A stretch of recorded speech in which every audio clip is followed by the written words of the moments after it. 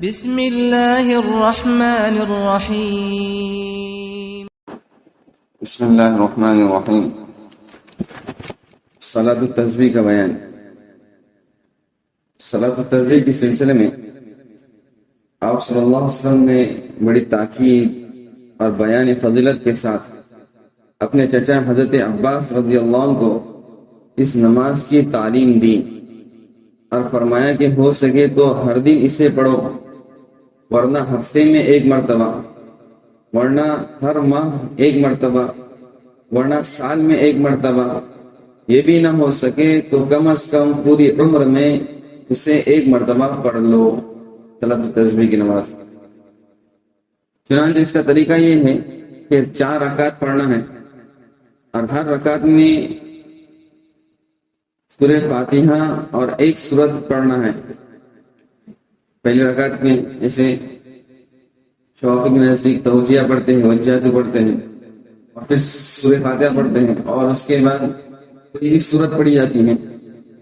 حناف کے نزدیک ثنا پڑھتے ہیں، پھر سورہ فاتحہ پڑھتے ہیں اور کوئی سورت پڑھتے ہیں۔ سورت سے فارغ ہونے کے بعد 15 مرتبہ قیام کے اندر سبحان اللہ والحمدللہ ولا الہ الا اللہ واللہ اکبر کہنا ہے۔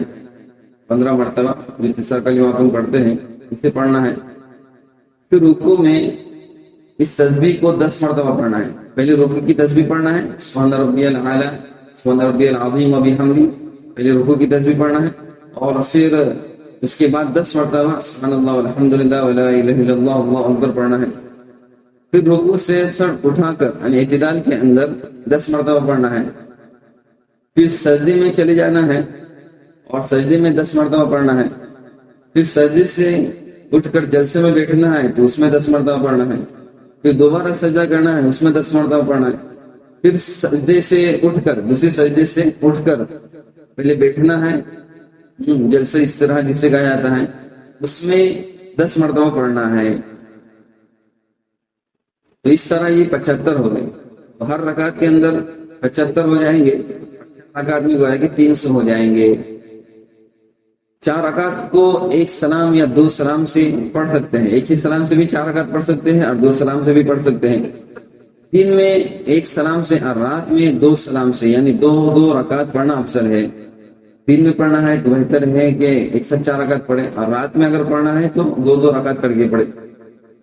قیام کی 15 تسبیحات کو تلاوت سے قبل بھی پڑھ سکتا ہے، یعنی 2 طریقے اس کے اندر۔ ایک طریقے جس طرح اس سورت پڑھنے کے بعد مکمل پڑھ لیا، اور دوسرا طریقہ یہ ہے کہ وجہ کو پڑھ لے، اس کے بعد 15 مرتبہ یہ تسبیحات پڑھ لے، پھر سورہ فاتحہ پڑھے، سورت پڑھے، اس کے بعد تلاوت کے بعد سورت کے بعد پھر 10 مرتبہ ان کو پڑھے، ایک دوسرا طریقہ ہے۔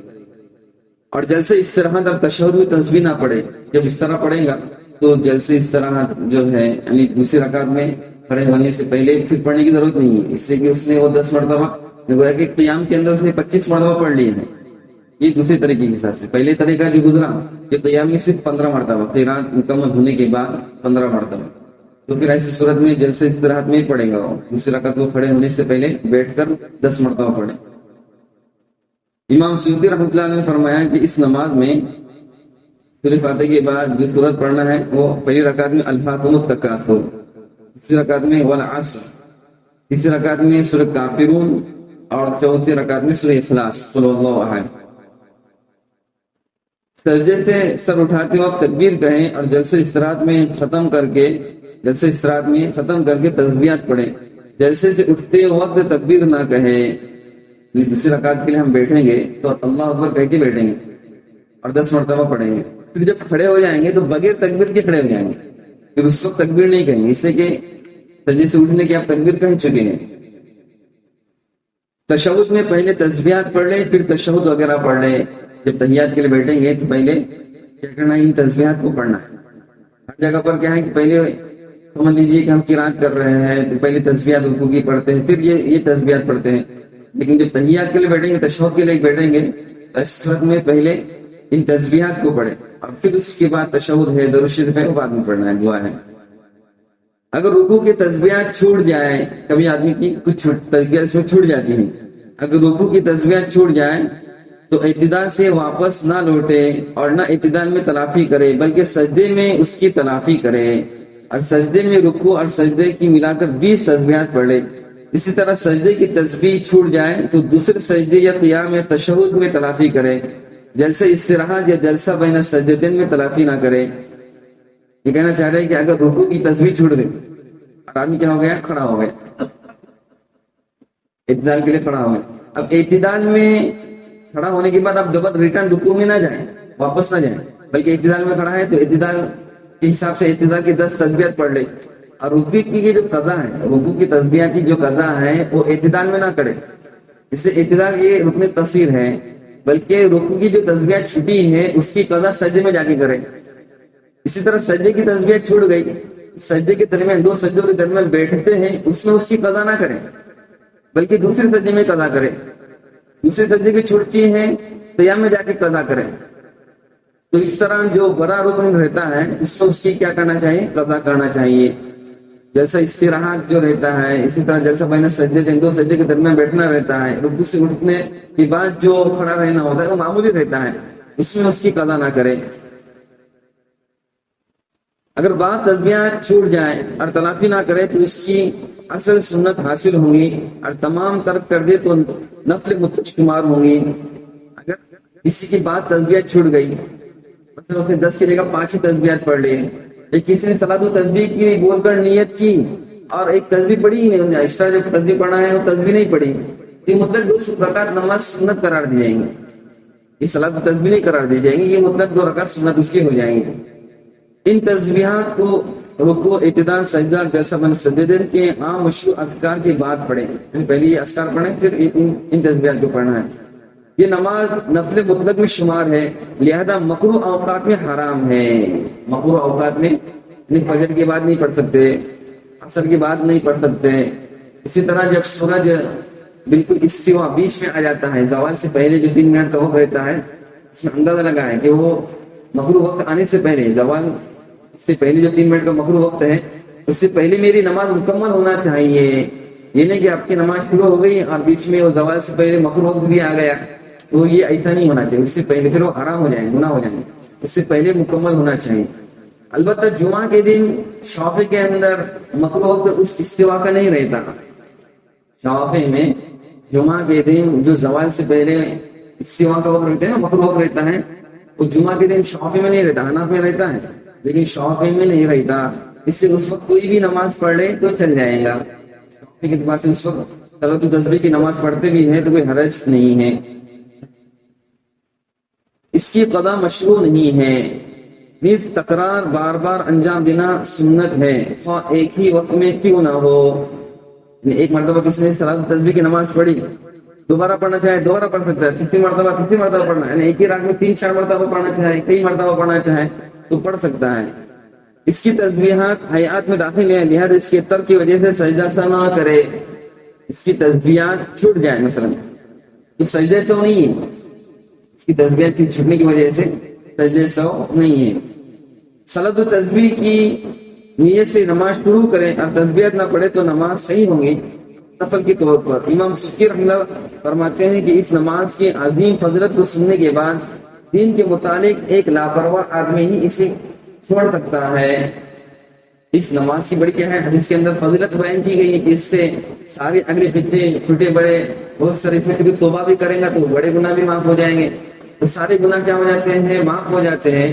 تو اس کی فضیلت سننے کے بعد جو بالکل لاپرواہ ہوگا وہی اس نماز کو چھوڑ دے گا، ورنہ جس کے اندر تھوڑی سلجھل ہے وہ اس نماز کو ضرور پڑھے گا۔ امام سعودی رحمۃ اللہ نے لکھا ہے کہ نماز سے فارغ ہونے کے بعد سلام سے پہلے یہ دعا پڑھے، اللهم انی اسألک توفیق اہل الہدی وعمل اہل الیقین ومناصرۃ اہل التوبہ وعزم اہل الصبر وجد اہل الخشیہ وطلب اہل الرغبہ۔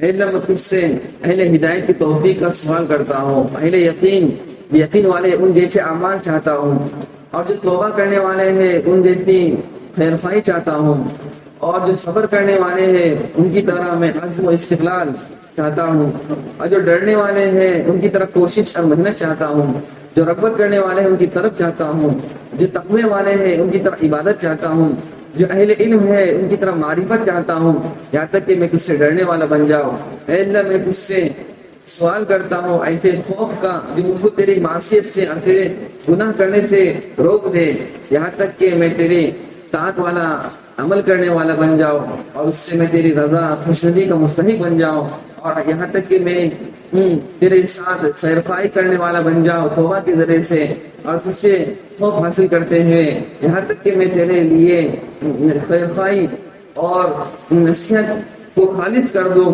اس سے حیا کرتے ہوئے یہاں تک کہ میں تمام امور کے اندر تجھ پر بھروسہ کرنے والا بن جاؤں، تیرے ساتھ اچھا گمان کرنے والا بن جاؤں۔ اے جہنم کو پیدا کرنے والے، سارے مسائل تحفہ مع الحواشی سے نہایہ مشل کریم علیان طالبین کے اندر بیان کیے گئے۔ کچھ مسائل تھے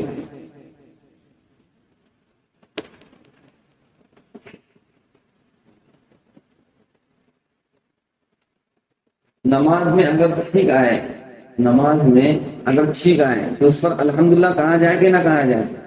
ہاں، اگر نماز میں چھینک آتی ہے تو اس پر الحمدللہ کہہ سکتے ہیں۔ الحمدللہ ایک ذکر ہے، ذکر کے طور پر کرنے میں کوئی حرج نہیں۔ کہاں پر بھی یہ چھینک آئے، قیام میں، رکوع میں، سجدے میں، تو یہ الحمدللہ کہہ سکتے ہیں۔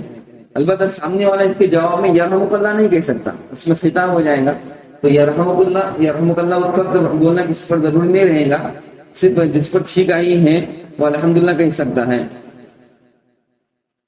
بینک انٹرسٹ کی رقم جو ہے وہ لائٹ کے کام میں دی جا سکتی ہے کیا؟ کمرے پر کبھی لائٹ چلی جاتی ہے اور سمجھ لیجیے کہ بجلی کا کام کرنا ہے، جنرل کا کام کرنا ہے، تو اس میں انٹرسٹ کی رقم کسی کے پاس جمع رہتی ہے تو اس میں یوز کی جا سکتی ہے؟ تو ہاں کی جا سکتی ہے، اس لیے کہ انٹرسٹ کی جو رقم ہے یہ جو رقم یا تو غریب اور فقراء میں تقسیم کرنا ہے جو زکات کے مستحق ہیں۔ دوسرا ہے کہ جو مصارف عامہ ہیں، دفاعی عامہ، عام کاموں کے اندر اس کو استعمال کیا جا سکتا ہے، جس کا فائدہ سب کو ہونا چاہیے، اس کا فائدہ چاہے گھر کے اس کو بھی خود بھی ہو رہا ہے، لائٹ کا جب کام ہو جائے گا یا رستے کا کام ہو جائے گا تو فائدہ اس کو بھی پہنچے گا، لیکن یہ عام لوگوں کے حساب سے فائدہ ہے۔ ایک مالدار آدمی ہے، اس انٹرسٹ کی رقم خود اپنے ہی گٹر کو لگا رہا ہے، جس سے کسی اور کا فائدہ نہیں بلکہ اپنا ہی فائدہ ہو رہا ہے، تو یہ اس کے لیے اجازت نہیں ہے۔ لیکن ایسا کام کرے جس سے سب کو فائدہ ہو جائے تو پھر اس کی اجازت رہے گی۔ تو وہ انٹرسٹ کی رقم اگر بجلی وغیرہ لائٹ کے کام میں کی جاتی ہے تو اس کی اجازت ہے۔ ایک کریڈٹ کارڈ کا استعمال کرنا کیسا ہے؟ کریڈٹ کارڈ بینک سے لیا جاتا ہے اور اس میں بینک والوں کی طرف سے دیتا ہے کہ بھائی تم کچھ خریدی کر سکتے، اگر تمہارے پاس پیسہ نہیں بھی ہے تو 30,000 40,000 50,000 کی کیا کر سکتے ہو، خریدی کر سکتے ہیں۔ بینک والے بھی پریشان کرتے دیتے ہیں کارڈ لے کے جاؤ۔ اس کا استعمال کا کیا حکم ہے؟ کیونکہ اس میں ایسا رہتا ہے کہ کریڈٹ کارڈ کے اندر شروع میں جو انٹرسٹ نہیں لیتا، ایک مدت رہتی ہے 40 دن 50 دن کی، اس مدت کے اندر اگر رقم ادا کر دو گے تو اس میں تم کو انٹرسٹ نہیں لگے گا۔ لیکن اگر مدت میں اپنی جو خریدی کرنے کے بعد وہ 50 دن کے ہیں یا 40 دن ہے یا 45 دن ہے، اس میں اگر تم نے ان کی رقم ادا نہیں کی، وہ قرضہ ادا نہیں کیا، تو پھر آئندہ وہ انٹرسٹ لگنا شروع ہو جاتا ہے۔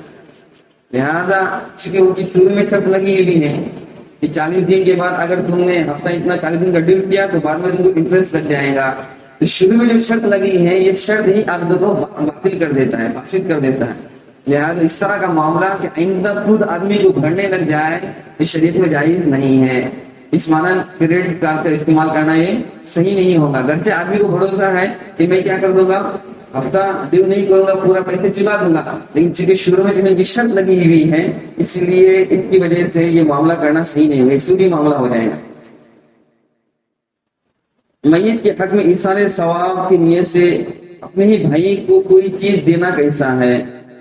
کیونکہ میت کے حق میں اگر کوئی صدقہ کرنا چاہتا ہے، کچھ کرنا چاہتا ہے، اور کوئی کسی کا بھائی تنگ دست ہے کیا ہے اور اس کو اگر کوئی چیز پیسہ دے رہا ہے، کوئی چیز دے رہا ہے تو یہ جائز ہے، ایسی صورت میں اس کو دے سکتا ہے۔ کپڑے پہننے کا طریقہ کیا ہے؟ بیٹھ کے پہننا چاہیے کہ کھڑے ہو کے پہننا چاہیے؟ اس سلسلے میں کوئی صریح حدیث وغیرہ تو نہیں ہے کہ کھڑے ہو کر پہننا چاہیے کہ بیٹھ کر پہننا چاہیے، صحیح کوئی حدیث نہیں ہے۔ البتہ بعض ضعیف روایتوں میں آتا ہے کہ ازار وغیرہ ہی بیٹھ کر پہننا چاہیے، لہذا آدمی تاکہ گرنے وغیرہ سے کیا ہو جائے ذرا بچ جائے، احتیاط کا تقاضا یہ ہے کہ اگر بیٹھ کر پہن لیتا ہے ازار وغیرہ تو یہ اس کے لیے اچھا ہے۔ کافر کا مال مسجد مدرسے کو استعمال کر سکتے ہیں کہ نہیں؟ ایک کافر ہے وہ اگر مسجد کو مال دینا چاہیے، مدرسے کو مال اپنا دینا چاہیے، پیسے لینا چاہے تو قبول کر سکتے ہیں کہ نہیں کر سکتے؟ ہاں کر سکتے ہیں. کافر بھی اگر کسی کو گفٹ کرتا ہے، ہدیہ کرتا ہے، چاہے مسجد کو کسی کو بھی ہو، تو ان کا مال لیا جا سکتا ہے. اللہ کہ ہم کو معلوم ہو کہ اس کا 100% مال حرام کا ہے، گناہ کا ہے، وہ بینک کا مینیجر ہے یا اس کا سودی کاروبار ہے یا شرابی کا اس کا دھندا ہے، یعنی 100% اگر حرام ہے تو ایسی صورت میں وہ قبول نہیں کیا جا سکتا. ورنہ تو ان کا مکس رہتا ہی ہے، حلال بھی رہتا ہے حرام بھی رہتا ہے، دونوں مکس رہتا ہے تو وہ قبول کر سکتے ہیں. فٹ بال کے لیے جو چڈی پہنی جاتی ہے کہہ رہے ہیں کہ وہ شارٹ رہتی ہے، تو ایسی صورت میں اس حالت میں ہم فٹ بال کھیل سکتے ہیں کہ؟ تو شریعت نے جو قانون بنایا ہے کہ آدمی کے لیے دوسرے کے سامنے جو آئے گا تو سطر کا ہونا ضروری ہے. لہٰذا مرد کا سطر ناف سے لے کے گھٹنے تک ہے، گھٹنا اندر داخل نہیں ہے لیکن گھٹنے تک کا کم سے کم چھپنا کیا ہے ضروری ہے. لہٰذا ایسی چڈی ہو جس سے گھٹنا ہمارا کیا ہو جائے چھپ جائے، گھٹنے سے پہلے تک ہو. احتیاط میں گھٹنا مکمل اس سے چھپانا ہے تاکہ اس کے اندر کا حصہ کیا ہو جائے اچھی طرح چھپ جائے. جمعہ کے خطبے میں اگر شرائط ادا نہ کی جائے تو جمعہ صحیح ہوگی یا نہیں ہوگی؟ بسا اوقات یہاں وہاں آدمی جمعہ پڑھ لیتا ہے، کبھی ہنچی جگہ پر جا کے جمعہ پڑھ لیتا ہے تو ان کو لگتا ہے کہ کچھ شرائط اس میں پڑھے ہی نہیں گئے، کبھی تقوی کی وصیت نہیں ہوئی، کبھی کیا. شافعی کے نزدیک جمعہ کی شرائط ہیں، اس میں پہلے خطبے کے اندر اللہ کی حمد ہونا چاہیے الحمدللہ، اور دوسرا درود شریف ہونا چاہیے اللہم صلی علی محمد یا اللہم صلی علی النبی. نبی ہو محمد ہو یا رسول کا نام ہو، صرف درود کے اندر اگر ضمیر کا استعمال کرتے تو صحیح نہیں ہوتا. صلی اللہ علیہ وعلی آلہ وصحبہ پڑھتے ہیں، صلی اللہ علیہ سے بھی کافی نہیں بلکہ صلی اللہ علی النبی یا صلی اللہ علی رسول، اس طرح کا کوئی لفظ ہونا چاہیے. اور تیسرا تقوی کی وصیت ہو. تقوی کی وصیت کا مطلب اس میں سمجھ لیجیے کہ رحمکم اللہ ہے، یہ تقوی لفظ تقوی کے ذریعے سے وصیت کی جا رہی ہے. اور تیسری چیز، یہ تین چیزیں ہو گئی، یہ تین چیزیں دونوں خطبے میں ضروری ہے، حمد، درود شریف اور تقوی کی وصیت دونوں خطبے میں ضروری ہے. نمبر 4 قرآن کریم کی ایک آیت کا ہونا چاہیے، پہلے میں ہو یا دوسرے میں ہو، پہلے میں ہو تو اچھا ہے، قرآن کی ایک آیت کا ہونا یہ خطبے میں ضروری ہے. اور نمبر 5 دعا کا ہونا چاہیے، دعا جو آخرت سے متعلق ہے، اللہم اغفر للمؤمنین والمؤمنات، اللہم ارحم المؤمنین والمؤمنات، اس طرح کی کوئی دعا جو آخرت سے متعلق ہو تو وہ دعا کا ہونا کیا ہے ضروری ہے. تو یہ سارے شرائط اگر پائے جاتے ہیں تو ایسی صورت میں جہاں پر بھی ہم جمعہ پڑھیں گے تو صحیح ہو جائیں گے. لیکن ایسا لگتا ہے کہ یہ شرائط انہوں نے بیان نہیں کی خطبے کے اندر، تو ان کے پیچھے جمعہ بھی پڑھنا ہے اور ساتھ میں ہم کو ظہر کی نماز بھی پڑھنا ہے. شوق حضرات کو اگر ایسا لگتا ہے کہ خطبے میں شرائط پوری نہیں ہوئے ہیں تو جمعہ کے ساتھ پھر ظہر بھی پڑھنا ہے. پھوڑے اور زخم کا خون کپڑے اور بدن کو لگ جائے تو اس کا کیا حکم ہے؟ کبھی آدمی کے بدن سے پھوڑے سے خون نکلتا ہے، تھوڑا آیا ہے تو عام آیا ہے تو اس میں سے خون نکل رہا ہے، تو شافعی کے نزدیک خود کا اگر خون ہے پیپ ہے تو کیا ہے معاف ہے، تھوڑا ہو زیادہ ہو خود کا ہے تو کیا ہے معاف ہے. دوسرے کا لگتا ہے خون، جیسے مرغے کا خون لگ گیا، گوشت کا خون لگ گیا، مچھلی کا خون لگ گیا تو تھوڑا، جس کو لوگ تھوڑا بولتے ہیں. زیادہ ہے بہت طرح خون لگ گیا تو زیادہ معاف نہیں ہے، تھوڑا وہ دوسرا معاف ہے. لیکن خود کا اگر ہے تو تھوڑا بھی معاف ہے زیادہ بھی معاف ہے. اور حناف کے نزدیک جیسے کہ آتا ہے کہ ایک درہم میں ایک سکہ کے اندر ہے، ایک سکے کا قدر ہے تو وہ معاف ہے. اس سے زیادہ اگر خون لگا ہوا ہے تو پھر وہ معاف نہیں ہوتا، ان کے کپڑے وغیرہ کو اس سے زیادہ لگا ہے حناف کے نزدیک تو وہ معاف نہیں ہے. لیکن آپ شافعی کے نزدیک خود کا خون ہے تو تھوڑا ہو یا زیادہ ہو معاف ہے. آخری مسئلہ، ایک برتن میں ہاتھ ڈال کر وضو کے لیے پانی لینا کیسا ہے؟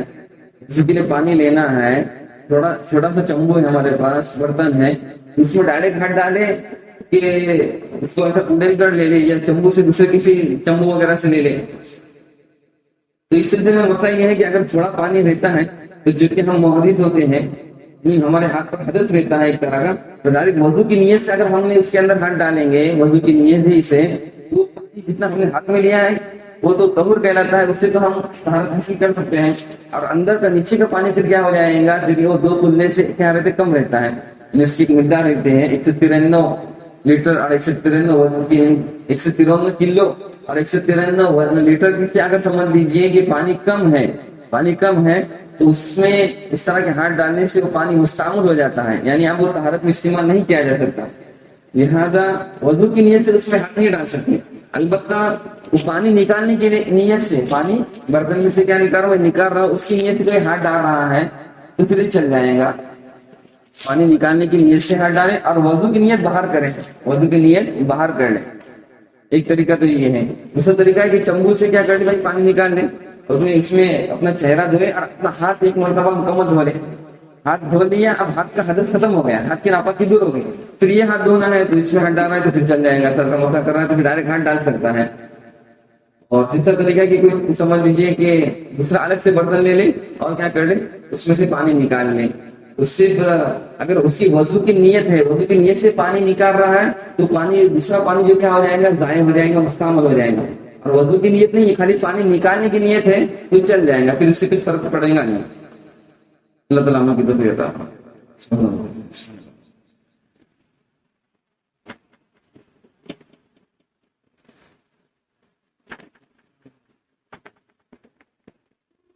وضو کرتے ہو بندی ہونے سے وضو کرتے ہو نہیں چل رہا وضو کرتے پانی کے اندر استعمال کر سکتے ہو.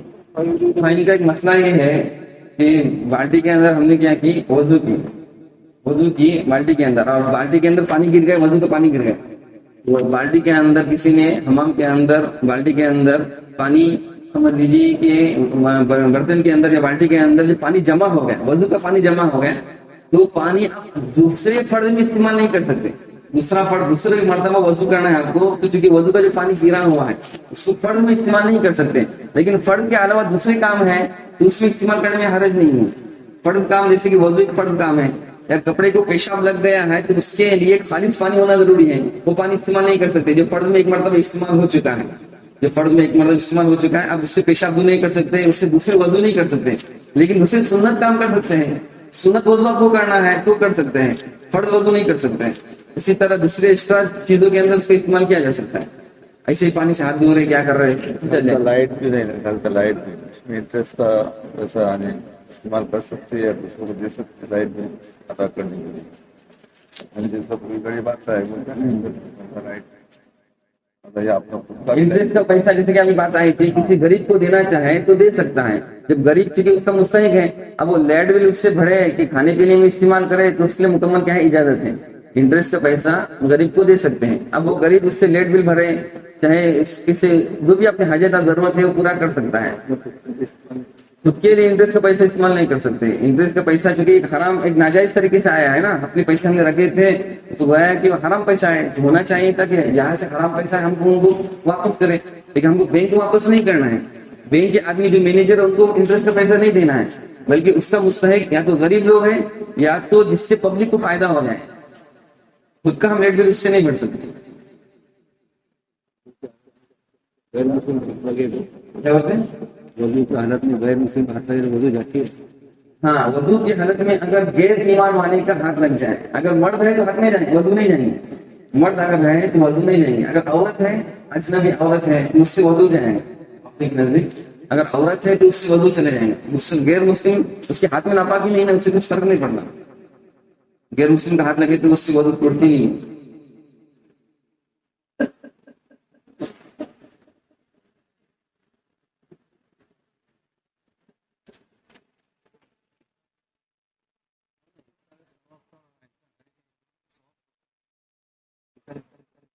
اس طرح یہ کرے کہ اللہ میں جو بھی ان کا اتنا ثواب پہنچا دے، پتہ ہے کہ میرے ثواب میں کچھ کمی نہیں ہوتی، ثواب پہنچا جاتا ہے. جی پہنچا سکتے ہیں. انسان ثواب کے اندر کوئی نیت کرتا ہے کہ اللہ جو کچھ میں عمل کر رہا ہوں یا آئندہ عمل کروں گا اس کا ثواب میں والدین کو پہنچا، فلاں کو پہنچا. بار بار بولنے کی ضرورت نہیں ہے. پھر اس کی ضرورت تو نہیں ہے، بار بار بولنے کی ضرورت نہیں ہے، لیکن بول دے تو کوئی اس سے حرج بھی نہیں. ایسا اگر کوئی بولنا چاہے تو بول سکتا ہے، ورنہ اولاد کا جو خود کا عمل ہے وہ اپنے والدین کو پہنچتا ہی نہیں. اولاد جو کچھ عمل کرتی ہے نا تو اس کا ثواب والدین کو پہنچتا ہے، نیت کرے کہ نہ کرے. اس لیے کہ والدین اس کے وجود کا سبب بن گئے. جو کسی کے وجود کا سبب بن جاتا ہے تو ایسی صورت میں وہ جو کچھ عمل کرے گا اس کا ثواب اس کو مل جائے گا. سب کو پہنچانا تو یہ بار بار بولنے کی ضرورت بار بار ہر مرتبہ بولنے کی ضرورت نہیں ہے، تو خود بخود پہنچ جائیں گے.